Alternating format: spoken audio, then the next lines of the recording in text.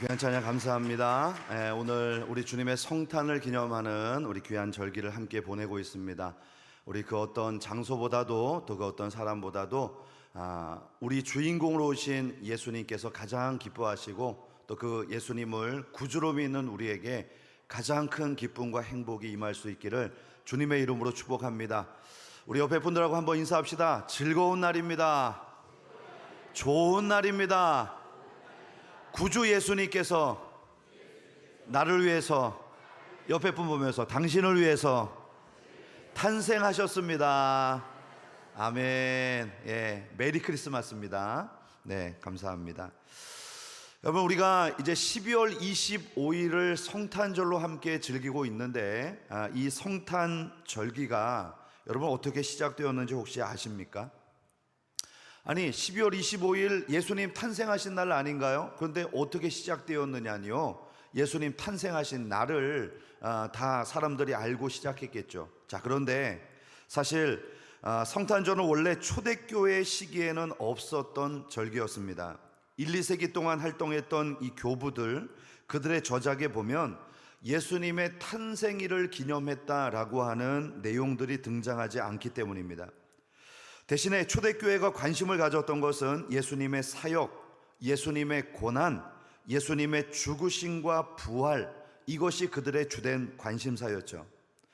자, 그래서 우리가 대하고 있는 이 마가복음이나 바울서신에도 보면 예수님이 언제 탄생을 하셨다, 탄생일은 언제다, 이날을 기념하라, 이런 기록들이 전혀 나오지 않습니다. 자, 그러다가 2세기경 말엽에 주님의 탄생에 대해서 사람들이 관심을 기울이기 시작했습니다. 당시에 교부였던 이 터툴리안이 썼던 기록에 보면 그 내용들이 정확하게 적혀 있는데, 그의 책에 의하면 당시의 사람들은 하나님이 이 세상에 오신 날과 떠나신 날이 같은 날이었을 것이다 라고 생각을 했습니다. 그래서 날짜를 추정하는 데 있어서 기준으로 삼았던 것이 바로 예수님의 순환, 죽으심이었죠. 그리고 이 순환일에 예수님이 잉태했을 것이라고 하는 믿음을 가지고 있었던 것입니다. 즉, 예수님이 죽으셨던 날과 예수님께서 마리아의 몸에 잉태하셨던 그 날이 동일한 날이다, 이렇게 생각을 했던 것이죠. 그래서 이 터툴리안의 기록에 의하면 주님이 죽으신 날은 태양력으로 3월 25일이었습니다.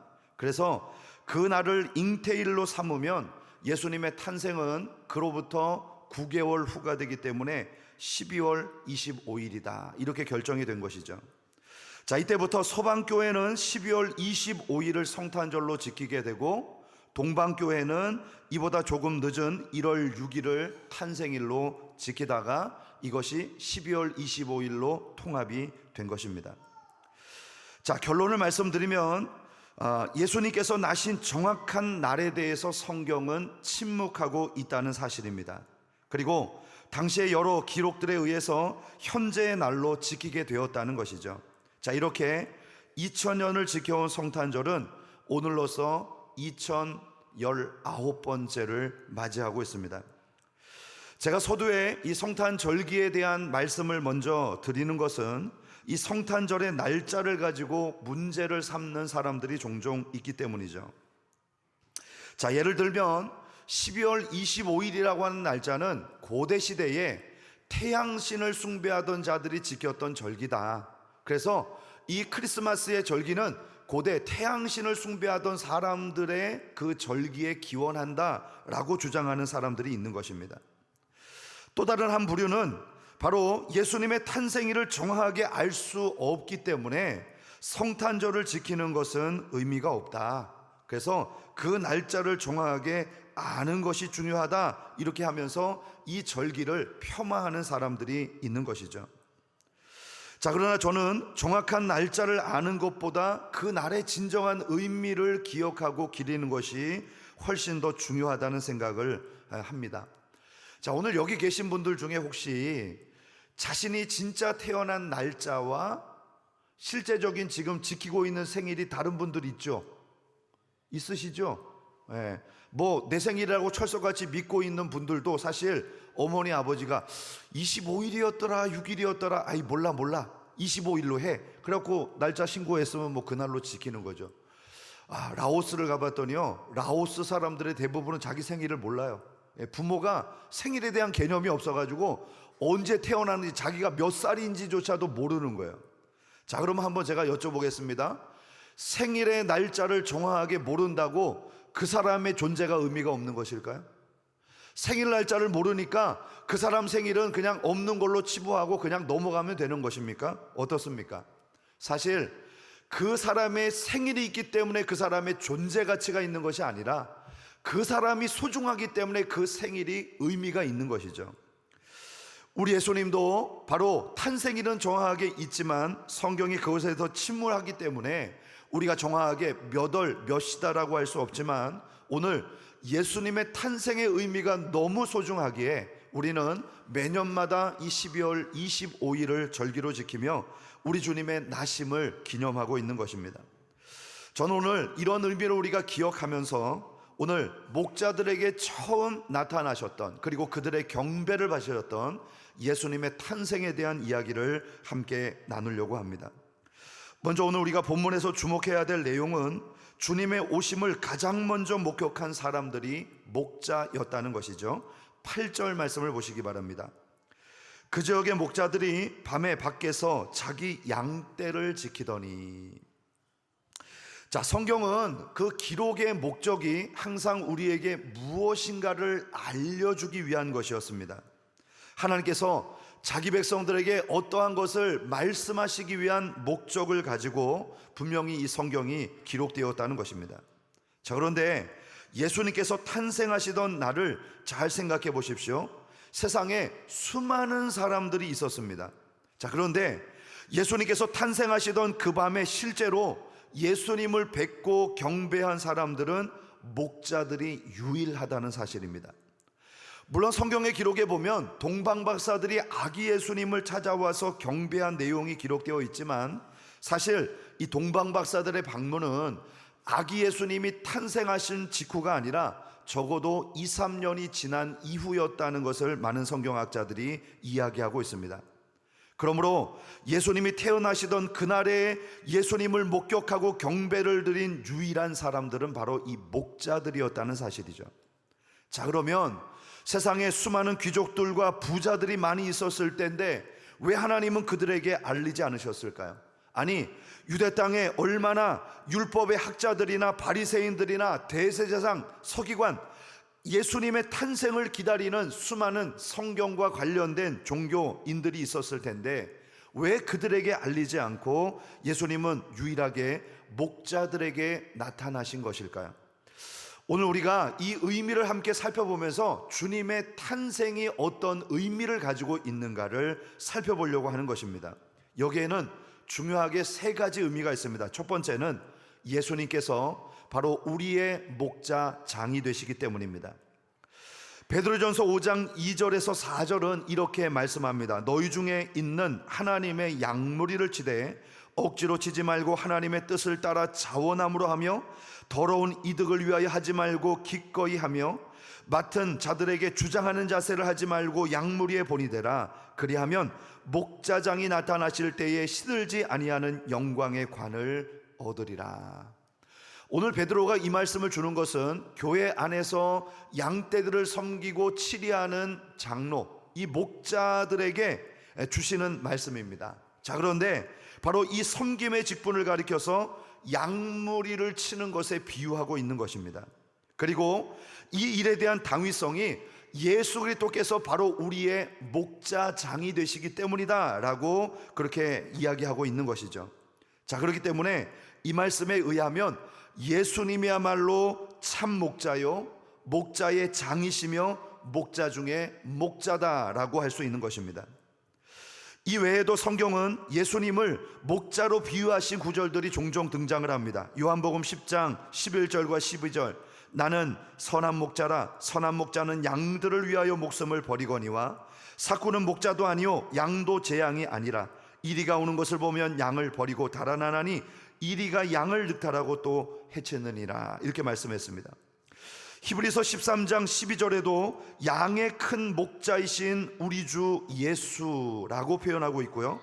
베드로전서 2장 25절에도 너희가 전에는 양과 같이 길을 잃었더니 이제는 너희 영혼의 목자와 감독 되신 이에게 돌아왔다, 이렇게 말씀하고 있습니다.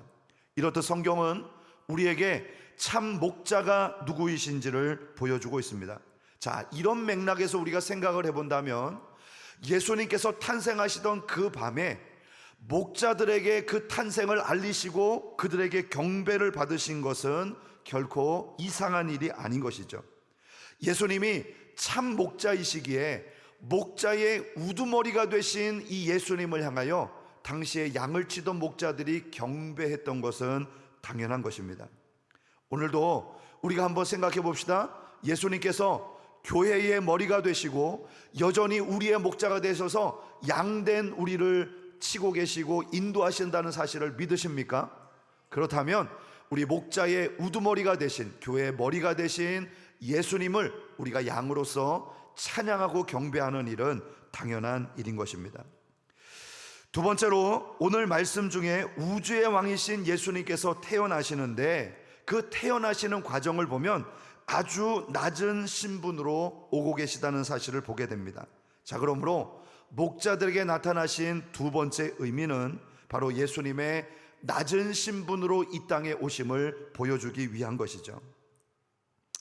자, 성경에서는 우주의 왕이신 예수님께서 열악하고 비참한 환경 가운데 오신 모습을 자주 암시하고 묘사하고 있습니다. 우리가 다 알고 있듯이 예수님은 하나님이셨고 또 하나님의 아들로 표현되고 계십니다. 상식적으로 볼 때 바로 그런 신분을 가지고 이 땅에 오신다면 가장 화려하고 멋진 모습으로 오셔도 전혀 이상하지 않을 것입니다. 여러분, 이런 상상이 실제가 되었던 때가 있습니다. 바로 이 교회 역사 중에 중세 시대가 그렇습니다. 주후 500년부터 1500년까지 약 2000년의 기간 동안을 우리가 중세 시대다. 그리고 이때는 로마의 카톨릭이 상당히 득세하던 그런 시기였죠. 초대교회에 처음 이 성화를 그릴 때에 예수님이나 사도들을 표현할 때 그들이 입고 있었던 옷의 형색은 아주 남루하고 초라한 복장이었습니다. 왜 그럴까요? 성경이 그렇게 이야기하고 있으니까요. 예수님이 좋은 금옷을 입었다, 비단 옷을 입었다, 이런 표현 없지 않습니까?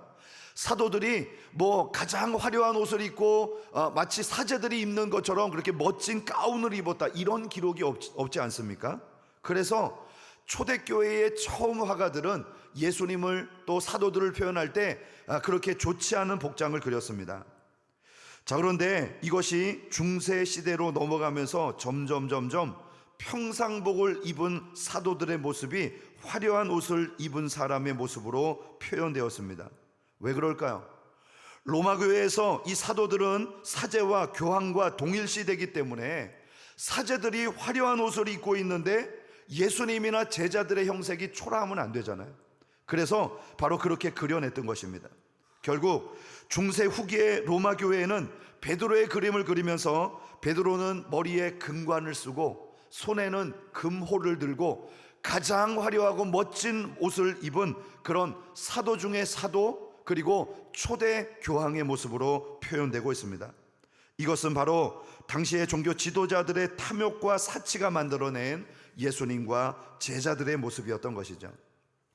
이런 생각은 로마 천주교회만 있었던 것이 아닙니다. 예수님이 오실 당시에 이스라엘 유대 땅의 백성들도 동일한 생각을 가지고 있었습니다. 적어도 이스라엘 백성들을 구원하실 메시아가 오신다면 그는 큰 권세와 영광을 가지고 올 것이라고 믿었죠. 그에게 권세와 영광이라는 것은 눈에 보이지 않는 영적인 것이라고 생각하지 않았습니다. 그래서 그들은 오실 메시아가 분명히 휘황찬란한 금마차를 타고 거대한 군대를 거느리고 하늘에 번개와 천둥을 일으키며 진동시키며 이스라엘을 이 로마의 압제에서 구원해 주실 것이라고 생각했던 것입니다. 그런데 구원자라고 주장하는 예수의 모습을 보니까 초라하기 그지없습니다. 평범한 청년 모습에 지나지 않습니다. 과연 그가 그들이 기대했던 메시아와 같았을까요? 그렇지 않았습니다. 그러니까 바로 이스라엘 백성들이 가차없이 예수 그리스도를 십자가로 내몰았던 것은 그들이 가지고 있었던 메시아의 가치관과 실제 예수님의 모습이 달랐기 때문이죠. 바로 그것은 그들의 무지함의 극치를 보여주는 착각이었던 것입니다. 우리 예수님의 탄생이 하나님께서 허겁지겁 준비하신 일이 아님을 우리는 분명히 기억해야 합니다. 예수님의 탄생은 모든 인류 역사의 절정이며, 그리고 온 우주에 있어서 가장 아버지께서 오랜 시간 동안 예언하시고 공을 들인 사건입니다. 자, 그런데 하나님께서 이것을 대충 준비하셨을까요? 막바지에 시간이 없으니까 허겁지겁 이 상황을 만드셨을까요? 그러므로 우리 예수님의 탄생을 준비할 시간이 없어서 하나님은 예수님 태어날 집조차도 마련하지 못해서 여관의 한 구석, 마구간을 마련하신 것이 아닙니다. 당시에 수많은 사람들을 동원할 능력이 없어서 그저 가장 비천했던 직업을 가지고 있었던 이 목자들을 받으시고 경배를 하신 것이 아닙니다. 여기에는 하나님의 분명한 의도와 계획이 담겨져 있었던 것이요, 그러므로 목자들이 주님을 맞이한 것도 이런 차원에서 우리가 생각해야 합니다. 주변에 사람들이 목자밖에 없어서 할 수 없이 그런 것이 아니라 바로 예수님은 이 땅의 모든 사람을 섬기는 종으로서, 그리고 사람들의 멸시를 받고 고통을 받으며 그들을 구원하실 메시아로 오셨다는 이 사실을 보여주시기 위한 그런 일환이었던 것입니다. 세 번째로 예수님께서 자신을 목자들에게 드러내신 것은 이것을 표적으로 나타내시기 위함이었습니다. 오늘 본문 12절 말씀을 보시죠. 너희가 가서 강포에 쌓여 구유에 누워 있는 아기를 보리니 이것이 너희에게 표적이라 하더니. 자, 오늘 이 말씀은 천사들이 목자들에게 지시하는 장면의 일부입니다. 그런데 여기서 이 표적이라고 하는 말이 쓰였죠. 자, 이 말은 세메이온이라고 하는 단어를 쓰고 있는데 이게 뭐냐면 사실이나 사물을 다른 것과 확연하게 구분하기 위한 표시, 혹은 미래의 어떤 일에 대한 징조를 의미합니다. 자, 예를 들어서 양이 10마리가 있어요. 그런데 양이 다 비슷비슷하잖아요. 뭐 주인은 물론 알아보겠지만, 그래서 내가 점찍어 놓은 양을 표시하기 위해서 어떻게 합니까? 거기다가 뭐 빨간색 페인트를 칠해 놓는다. 그러면 확연하게 표시가 되겠죠. 바로 이것이 일종의 표적이라고 하는 말의 의미입니다. 자, 성경에서 이 단어는 메시아의 오심이나 주님의 재림과 연관되어 종종 등장을 합니다. 특별히 오늘 12절에서 이 단어는 예수님께서 이 땅에 태어나는 많고 많은 아기들 중에 뭔가 다른 표식을 가지고 있다는 것을 의미하는 그런 차원에서 표적이라고 하는 단어로 사용하고 있습니다. 그러니까 예수님의 탄생은 일반적이지 않은 탄생이에요. 너무나도 획기적인 일입니다. 그것이 무엇입니까? 예수님께서 태어나실 집이 없어서 마구간에서 태어나셨고, 강보에 쌓여서 어디에 누이셨어요? 구유에 누이셨어요. 동물의 여물통에 누이신 것입니다. 자, 이것이 당시에 태어나는 수많은 아기들과 확실하게 대조가 되는 확실한 표적이 된다는 것입니다. 결국 예수님께서 이처럼 구세주로 이 땅 가운데 오시지만 궁궐의 안락한 침대가 아니라 구유에 놓여 있다는 이 말은 예수님께서 다윗의 후손이시며 만왕의 왕으로 오셨지만 그들의 기대와는 완전히 다른 모습으로 이 땅에 오셨다는 것을 의미하고 있습니다. 오히려 예수님은 사람을 섬기는 종으로, 그리고 우리의 죄를 위해서 죽기 위한 그런 일환으로 이 땅 가운데 오셨다는 것을 상징적으로 보여주는 표적 또는 사인이라고 할 수 있습니다. 그러므로 바로 이것이 목자들에게 예수님께서 나타나셨던 표적인 것이죠. 자, 이처럼 예수님의 탄생은 그 사명의 막중함과 더불어서 그 의미도 많이 담고 있습니다. 자, 오늘 우리는 이 예수님의 탄생을 보면서 분명하게 받아야 될 교훈이 있겠죠. 사람들은 항상 잘 되는 것, 형통한 것, 성공하는 것을 현세적이고 물질적인 것만으로 이해를 합니다. 그래서 교회들도 성공한 교회는 큰 건물을 짓고 수많은 사람들이 움집하는 곳이고, 그리고 시골에서 노인들 몇 명을 모시고 섬기는 목회는 그렇게 화려하지 않은 실패한 목회로 취급하기 십상이죠. 성탄절에 대해서 제대로 된 분위기를 내려면 오늘처럼 우리가 칸타타도 하고 이렇게 멋진 트리 장식도 하고 그리고 멋진 선물도 주고받아야 이것이 성탄절의 제대로 된 의미이다. 화려한 행사를 하면서 여러 가지 사람들의 마음을 기쁘게 할 수 있는 여러 가지 그런 프로그램들을 해야 이게 성탄절의 진정한 의미다라고 생각할 수 있습니다. 근데 여러분, 그런 차원에서 우리가 성탄절을 접근한다면 세상의 사람들과 우리가 다른 것이 무엇이 있겠습니까? 그러나 하나님께서는 바로 하나님의 영광이 이런 현세적인 화려함이나 풍성함이 있지 않고 구육 가운데 오신 예수님께 있다는 사실을 우리에게 표적으로 알려주기를 원하고 계십니다. 고린도전서 1장 22절에 보면 유대인은 표적을 구하고 헬라인은 지혜를 구하나 우리는 십자가에 못 박이신 예수 그리스도를 전하니 유대인에게는 거리끼는 것이요 이방인에게는 미련한 것이로되 오직 부르심을 받은 자에게는 유대인이나 헬라인이나 그리스도는 하나님의 능력이요 하나님의 지혜이니라.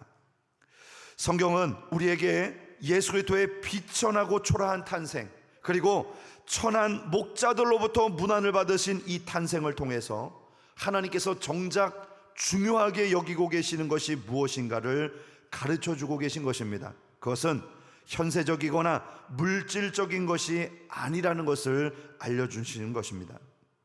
하나님의 아들이 이 땅에 보내시는 과정은 빈약하고 초라하고 보잘것없는 것에 지나지 않지만 이것이 하나님의 분명한 계획이요 선택이었던 것입니다. 이사야 선지자는 바로 예수님의 탄생을 놓고 이렇게 표현합니다. 이사야 53장 2절과 3절. 그는 주 앞에서 자라나기를 연한 순 같고 마른 땅에 나온 줄기 같아서 고운 모양도 없고 풍채도 없은즉 우리의 보기에 흠모할 만한 아름다운 것이 없도다. 그는 멸시를 받아서 사람에게 실어 버림받았으며 간고를 많이 겪었으며 질고를 아는 자라. 마치 사람에게 얼굴을 가리우고 보이지 않음을 받은 자 같아서 멸시를 당하였고 우리도 그를 귀히 여기지 아니하였도다. 여러분, 이것이 하나님의 아이러니입니다. 낮아지신 모습이야말로 하나님의 진짜 영광이라는 것이죠. 그래서 우리도 바로 현세의 복에 집착하지 않도록 가르쳐 주시는 것, 이것이 바로 예수님의 탄생이 우리에게 보여주시는 가르침이요 섭리인 것입니다. 그러나 이 땅의 많은 교회와 성도들은 이런 방식으로 예수님을 보내신 하나님의 의도를 쫓아 살려고 하지 않는 것 같습니다. 세상이 돈을 좋아하니까 우리도 돈을 좋아합니다. 세상이 화려한 것을 추구하니까 교회도 화려함을 따라갑니다. 세상이 드러나고 눈에 띄는 것을 좋아하니까 우리가 봉사할 때도 남의 눈에 띄고 드러나기를 좋아하는 것입니다. 그러나 사실 이것은 기독교의 본질이 아닌 것이죠. 초대교회로부터 기독교는 많은 경우에 국가로부터 핍박을 당하고 고난을 받는 종교였습니다. 권세를 부리던 것은 타락한 중세 천주교에서의 시절에만 있었던 일이었죠. 비단 우리는 이런 것들이 아니더라도 오늘 이 땅을 살아가는 우리는 경계해야 합니다. 우리는 참으로 교회가 항상 낮은 자세를 견지하고 있는지, 또 우리는 현세의 복에 마음이 팔려 있지 않은지를 경계해야 하는 것입니다. 이는 교회뿐만 아니라 성도 개인도 마찬가지입니다.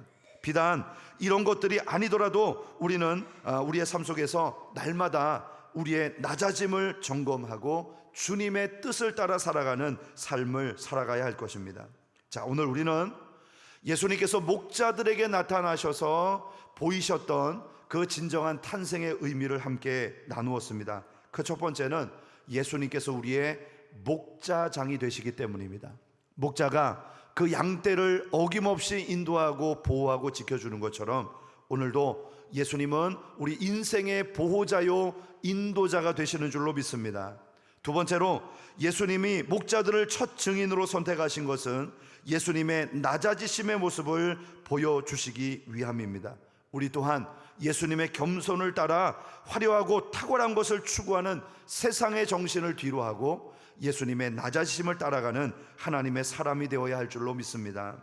또한 예수님이 구유에 누워 계신 것은 바로 모든 사람에게 구주이심을 보여주는 표적이 된다고 했습니다. 우리 성도들도 우리 주님과 같은 삶을 살아갈 수 있도록 복음을 증거하고 우리 주님의 영광을 드러내는 삶을 살아가야 할 줄로 믿습니다. 이것이 오늘 우리가 추구해야 될 성탄절의 정신입니다. 그러므로 이 시간 우리가 단순히 웃고 즐기고 선물 주고 먹고 이런 것들로 이런 시간을 보내지 마시고, 왜 예수님께서 이 땅에 오셨는지, 그 예수님의 탄생을 기뻐하는 우리는 어떤 의미를 가지고 살아야 될 것인지를 분명히 깨닫고 우리 주님 안에서 진정 복된 삶을 살아갈 수 있는 하나님의 자녀들이 될 수 있기를 주님의 이름으로 축복합니다. 너무 이 주제가 무거워서 여러분들이 엄숙하게 말씀을 들으시는데 우리 마무리는 기쁘게 합시다. 자, 우리 옆에 분들께 인사합시다. 주님의 탄생이 이런 의미가 있었군요. 우리 그렇게 살아갑시다. 아멘. 기도하겠습니다.